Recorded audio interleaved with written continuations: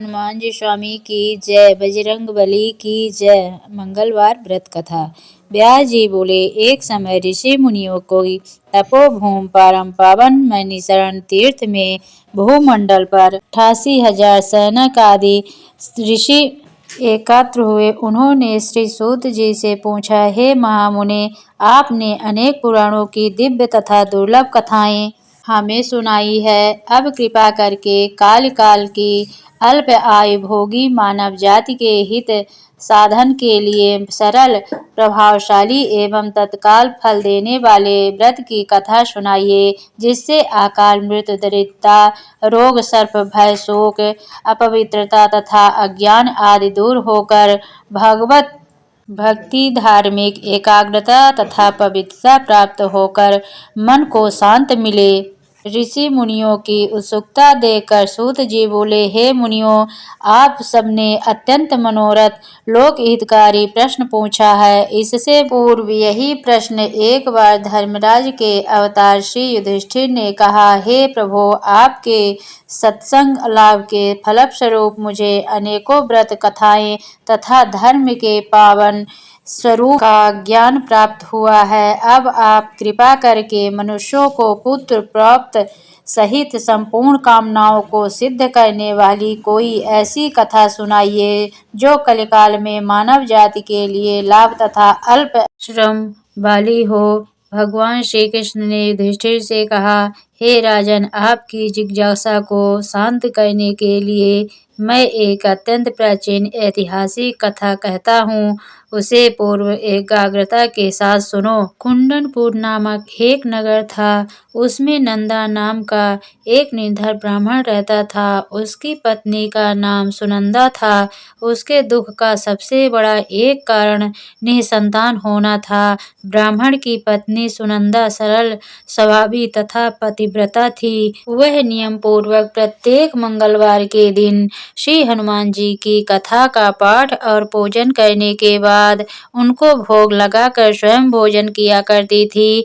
काम की अधिकता से एक मंगलवार को वह हनुमान जी का भोजन न लगा सकी। सायंकाल के समय जब उसे याद आई तो वह अत्यंत दुखी हुई और उसे पश्चाताप भी हुआ कि आज पूजन, व्रत तथा भोग इत्यादि कोई भी नियम पालन नहीं हो सकता। अतएव उसने भी अन्न जल ग्रहण नहीं किया और अब अगले मंगलवार को हनुमान जी का व्रत, पूजन तथा भोग लगाकर ही अन्न जल ग्रहण करूंगी, ऐसा प्रण करके वह दुखी मन से सो गई। वह प्रतिदिन हनुमान जी का स्मरण कर कर भोजन बनाकर पति को खिला देती, पर स्वयं भोजन नहीं करती थी। इस प्रकार उसे 6 दिन व्यतीत कर दिए, किंतु दुर्बल होने के कारण मंगलवार के दिन वह प्रातःकाल ही मूर्छित होकर गिर पड़ी। उसकी इस निष्ठा और भक्ति भाव से प्रसन्न होकर हनुमान जी उसके सम्मुख प्रकट होकर बोले, हे सुनंदे,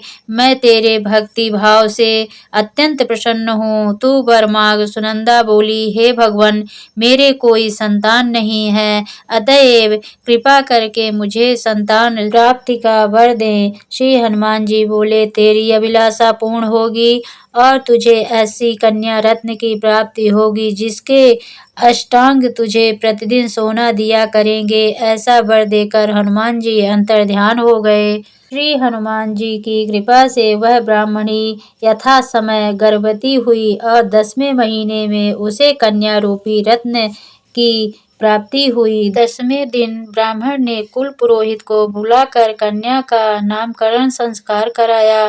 पुरोहित ने जन्म, नक्षत्र तथा राशि के अनुसार कन्या का नामकरण स्वर्णा रखा। कन्या के पूर्व जन्म के संस्कार बड़े उत्तम थे और उनसे पहले जन्म में मंगल देव का विधि विधान से व्रत व पूजन किया था।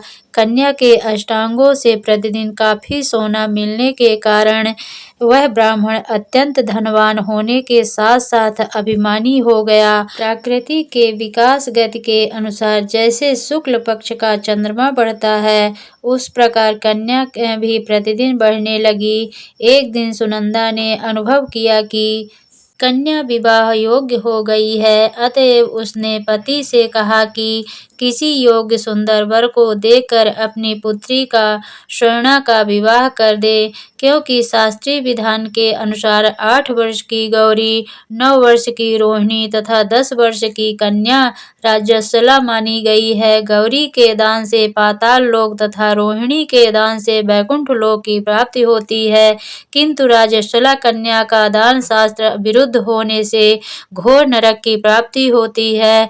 अतएव एवं दानों से श्रेष्ठ कन्या का दान उचित समय पर करके इस लोक तथा परलोक को सुधारिए। पत्नी सुनंदा के शास्त्र समस्त वचनों को सुनकर दिव्य के लोभी ब्राह्मण ने कहा, अभी तो स्वर्णा केवल 10 वर्ष की हुई है, तुम अभी व्यर्थ की चिंता करती हो। मैंने तो 16 वर्ष तक की कन्याओं के विवाह कराए हैं, अतः चिंता की कोई बात नहीं है। पति की बात सुनकर सुनंदा ने कहा, राजश्री कन्या का दर्शन पिता और भाई के लिए दोष है। राजश्री का दर्शन कर ये नरक और घोर पातक के अधिकारी बनते हैं। अतएव स्वर्णा की आयु विवाह के योग्य हो गई है, ऐसा जानकर आप इसका अतिशीघ्र विवाह कर दें। पत्नी के तर्क और आग्रह के आगे नंदा निरुत्तर हो गया। उसने कहा, मैं कल से ही उपयुक्त वर ढूंढना प्रारंभ कर देता हूँ। मैं स्वयं भी वर ढूंढने के लिए निकलूंगा तथा दूत को भी इस कार्य में लगाऊंगा। दूसरे दिन ही ब्राह्मण ने अपनी दूत को बुलाकर आज्ञा दी, मेरी कन्या के अनुरूप ही सुंदर वर ढूंढो। अपने स्वामी की आज्ञा प्राप्त कर दूत ने वर ढूंढना प्रारंभ कर दिया। शीघ्र ही उसे एक ब्राह्मण कुमार दक्षिणावर्त में मिल गया। वह सुंदर, योग्य तथा धन धान्य से परिपूर्ण था।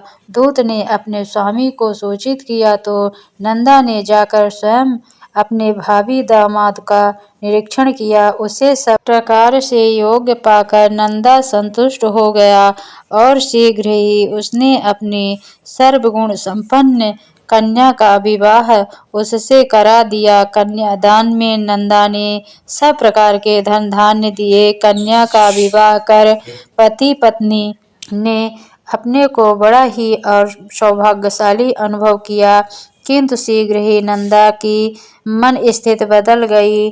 सोने के लोभ के वशीभूत होकर वह विचलित हो गया। उसने विचार किया कि कन्या का विवाह तो मैं कर ही चुका हूँ, कल प्रातः ही यह अपने पति गृह स्थान करेगी। इस प्रकार सब मुझे पुत्री स्वर्णा के अष्टांग से निकलने वाला सोना प्राप्त नहीं होगा। अब यह स्वर्ण इसके पति अर्थात जयमाता सोमदेव को प्राप्त होगा। मेरे द्वारा संचित किया हुआ धन, कन्या के वस्त्राभूषणों आदि व्यय हो गया। शेष बचा हुआ धन भी कुछ समय से खर्च हो जाएगा। निश्चय ही इस कन्या का विवाह करके मैंने बड़ी भूल की है। अब एकमात्र यह उपाय है कि कन्या को किसी प्रकार पति गृह जाने से रोककर अपने ही घर पर रखा जाए। इस पर विचार करते करते नंदा रात भर जागता रहा। अंत में उसने धर्म के विरुद्ध एक भयानक निर्णय किया कि जब कन्या को लेकर सोमदेव अपने घर के लिए प्रस्थान करेगा तो मार्ग में वो छिपकर उसका वध कर दूंगा और कन्या स्वर्णा को समझा बुझाकर अपने घर ले जाऊंगा। विधवा निराश्रय पुत्री को घर में रखने के कारण समाज में मेरी निंदा करेगा और स्वर्णा से मुझे पहले की तरह नियमित सोना प्राप्त होने लगेगा।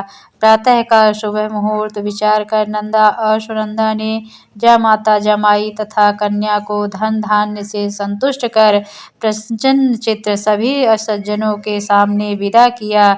इधर सोमदेव अपनी पत्नी स्वर्णा को लेकर घर की ओर चल पड़ा और इधर उधर सोने का लोभी मतिभ्रष्ट नंदा का अन्य मार्ग से आकर जयमाता सोमदेव की हत्या करने के उद्देश्य से छिप गया।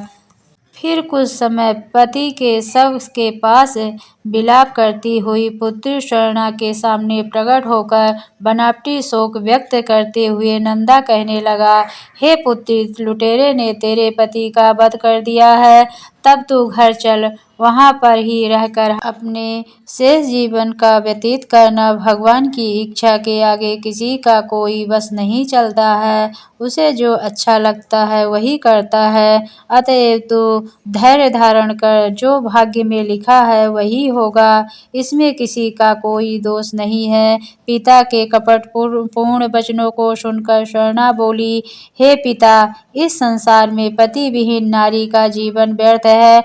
मैं अपने कर्तव्य का पालन करूंगी। माता पिता तथा सास ससुर को यश को बढ़ाने वाले धर्म का पालन करते हुए अपने पति के साथ मैं सती हो जाऊंगी, परंतु लौटकर घर नहीं जाऊंगी। अपनी कन्या का स्वर्णा के वाक्यों को सुनकर ब्राह्मण अत्यंत दुखी हुआ। वह विचार करने लगा कि मैंने व्यर्थ ही इसके पति का वध किया। मेरा धन प्राप्त का अभिष्ट तो सिद्ध होता दिखाई नहीं देता। इसके विपरीत ब्रह्म हत्या के साथ साथ पुत्री के शरीर त्याग का पाप भी मेरे सिर पड़ने वाला है। इस प्रकार विचार कर पश्चाताप और अग्निग्लान वशीभूत होकर नंदा दुखी होकर रोने लगा। विवश होकर सोमेश्वर की चिता बनाई गई। फिर स्वर्णा 16 श्रृंगार कर पति का सिर गोद में रखकर चिता पर बैठ गई। जैसे ही सोमदेव को शव को मुखाग्नि दी गई, वैसे ही प्रसन्न होकर मंगल देव प्रकट हो गए और बोले, हे स्वर्णा, तेरे पति भक्ति से अत्यंत प्रसन्न हूँ, अतएव तू मनवांछित वर मांग। मंगल देव को प्रकट देखकर स्वर्णा ने भक्ति भाव से उन्हें प्रणाम किया। फिर विनम्रता से होकर बोली, हे मंगल देव, यदि आप मुझ पर प्रसन्न हैं तो मेरे पति का पुनर्जीवन दान देकर मेरा यह लोक तथा परलोक में सार्थक करें। श्री मंगल देव ने ये वस्तु कहा और बोले, स्वर्णा, तेरा पति पुनः जीवित होकर अजर अमर तथा महाविद्वान हो जाएगा। इसके अतिरिक्त तू और भी कुछ मांगना चाहती है तो मांग ले। स्वर्णा बोली, हे मंगल हरने वाले मंगलकारी ग्रहों के स्वामी, यदि आप मुझ पर प्रसन्न हैं तो यह वरदान भी दें कि कृपा करके जो प्राणी मंगलवार के दिन विधि विधान से भक्ति पूर्वक आपका पूजन करे और धूप दीप नैवेद्य लाल फूल पुष्प तथा लाल चंदन अर्पित करेगा, वह सभी प्रकार के सांसारिक दुखों से मुक्त होकर सुखी जीवन व्यतीत करे। रोग शोक ताप स्वजनों का वियोग अग्नि तथा सर्प आदि उसे कदापि न सतावे। मंगलवार का व्रत करने वाली स्त्री कभी विधवा न होकर अटल सौभाग्यवती रहे तथा पुत्र पौत्र से युक्त सुखी जीवन व्यतीत करे। मंगल देव तथास्तु कहकर अंतर्ध्यान हो गए। मंगल देव की कृपा से सोमदेव जीवित हो गया। स्वर्णा अपने पति को पुनः प्राप्त कर अत्यंत प्रसन्न हुई। तत्पश्चात सभी अमंगलों का नाश करने वाले मंगल देव का विधि विधान से पूजन व व्रत का पालन करते हुए पति पत्नी जीवन व्यतीत करने लगे। यहीं पर ये कथा समाप्त होती है। हनुमान जी स्वामी की जय।